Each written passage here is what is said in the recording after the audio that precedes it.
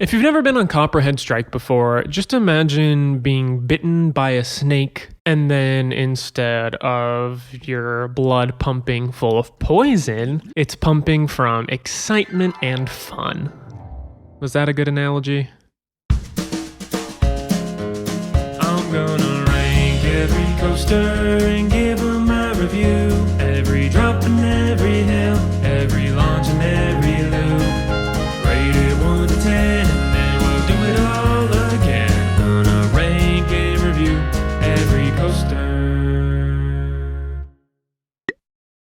What's going on, everybody? My name is Mario. This is a channel all about amusement park type stuff, but mostly coasters. And today in my never-ending journey to rank and review every single coaster I have ever been on, we're going to be talking about Copperhead Strike at Carowinds. Copperhead Strike is Carowinds' newest roller coaster, opening in 2019. This mock-manufactured ride has a height of 82 feet, a speed of 50 miles per hour, 5 inversions, 2 launches, a track length of 3,255 feet, and a ride duration of 1 minute and 27 seconds. And this coaster is definitely small, but mighty. Copperhead Strike may not be the statistical beast that Fury 325 is, but this compact coaster is just as exciting and well-rounded. It has a great variety of forces with ejector airtime, whippy laterals, and insane hang time. In my opinion, pound for pound, this is one of the best coasters out there. But for more on why that is, let's look at the off-ride experience. Copperhead Strike is located in the Blue Ridge Junction section of Carowinds, which is the newest and, in my opinion, nicest part of the park. Well, then again, Camp Snoopy does exist, but this area has a great appearance and atmosphere, giving off homey country vibes. The coaster itself looks fantastic, sporting an uncommon color scheme of copper and black. And I love the way that this coaster looks so rustic.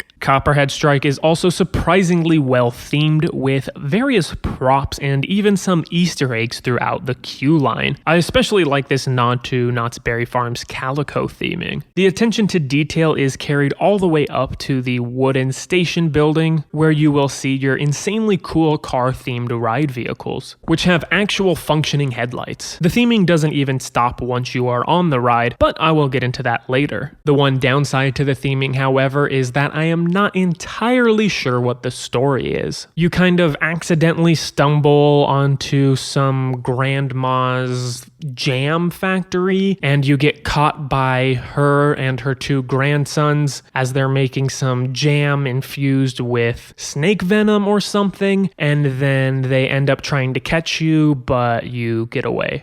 Or something like that. But either way, I really enjoy the amount of theming and it's really fun. On top of good theming, this coaster also has great operations, so the wait time on my visit was never too long. And I forgot to mention, you do have to put your bags and any other things that don't fit into your pocket into a locker before riding. They were assigning seats most of the time, however, but I genuinely like every row, so that was not a big deal. Because this coaster delivers a great on-ride experience. Copperhead Strike takes no time to get the thrills started, with your first of 5 inversions coming straight out of the station. Traversing this roll, you truly feel like you are moving in slow motion. The hang time on this element is absolutely bonkers as you dangle out of your seat for several seconds, all while being what feels like just a few inches off of the ground. The lap bar only restraints allow you to enjoy this hang time to the fullest, as you can do what I do and kind of just let loose, go limp, and let the ride have its way with you, which sounds a little inappropriate. Gonna take that one back. So you can dangle and have fun.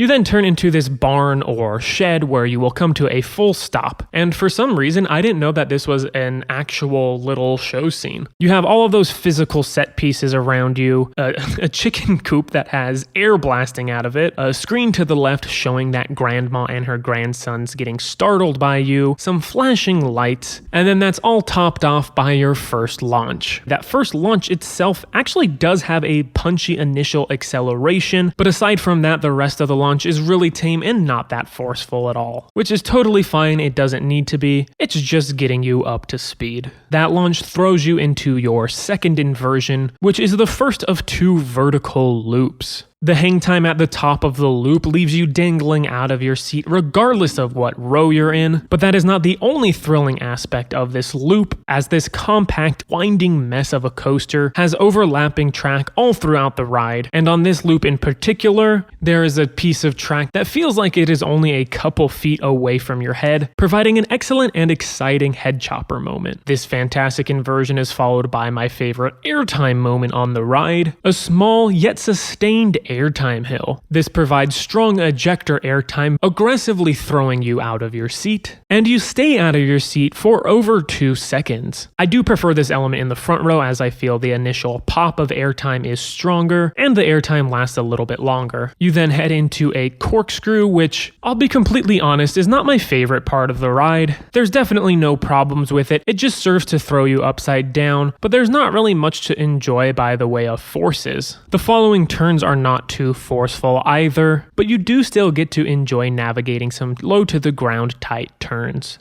After that, you're greeted with one of the stronger airtime moments on the ride, a very quick and abrupt dip underneath another head chopper. Now, while the airtime itself on this moment is very strong, and I do enjoy it for that, it is so abrupt that it does feel the tiniest bit awkward as you are lurched forward in your seat, as well as being thrown up out of it. Next is your second launch, which is really cool. It is a rolling launch that takes place on an airtime hill, and while both the launch and the airtime are pretty weak, you will notice yourself going quite fast by the end of the launch's acceleration, and you do get a nice floating sensation on the hill, albeit a mild floating sensation. The step up that follows the launch provides the same strength of airtime, but it delivers you to yet another fantastic hang time moment with the ride's fourth inversion in the form of a 0G stall. I do believe this is also the highest point of the ride, and it does provide very good visuals as well, as you get to look at all the people down below as your body dangles out of the train. While the inversion is enjoyably taken at a very slow pace, once you go back down to the ground, you've regained all of your speed. You hit a very fast-paced banked turn that actually doesn't provide as many lateral G-forces as you might think it would, but it's still relatively intense and exciting nonetheless. Then you head into another vertical loop, and this one does not provide nearly as much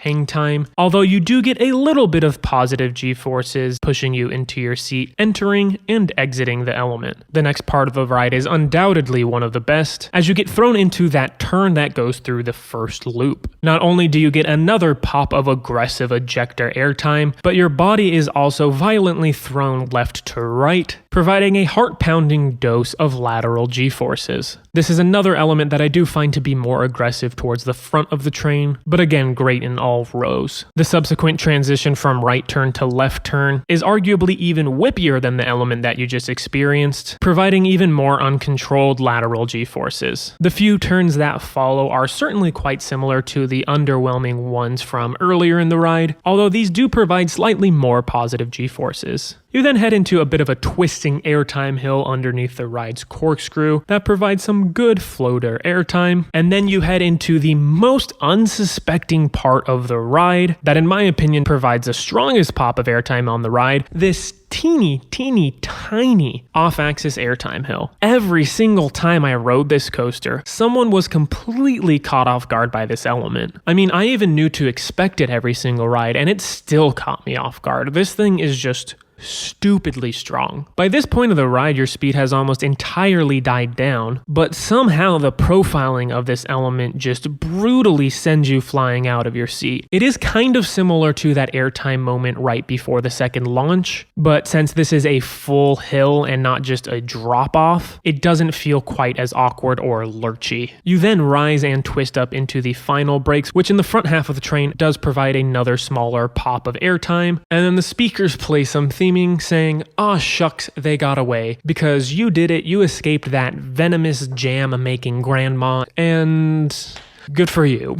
But what would I rate this coaster? This ride is so good. It has tons of variety of forces. You have floater airtime, you have ejector airtime, you of course have all of that hang time. Since the ride is so compact and low to the ground, even though it's not the fastest ride in the world, you still feel like you're going fast. For pretty much the whole ride, you're just being thrown around in one direction or another. But would I give it a perfect 10 out of 10? Well, there are a couple of things that make me hesitant to do so. This ride does noticeably shake around through some of the elements, but it is not uncomfortable, and that is in large part thanks to there not being any over-the-shoulder restraints. So it's not really an issue. And the other thing is, for me personally, the restraints are not my absolute favorite restraints, as the edge of the lap bar sort of feels like it is digging into my thighs a little bit. And I was still able to ride this ride again and again and again, because this did not lead to any discomfort once the ride was over, but just at some of those more aggressive airtime moments, I was feeling the restraints on my legs a little bit. So I think overall, it gets a 9.5 out of 10. It's so close to being a perfect ride, but it is not constantly doing something exciting with a few turns that are sort of just there. And those teeny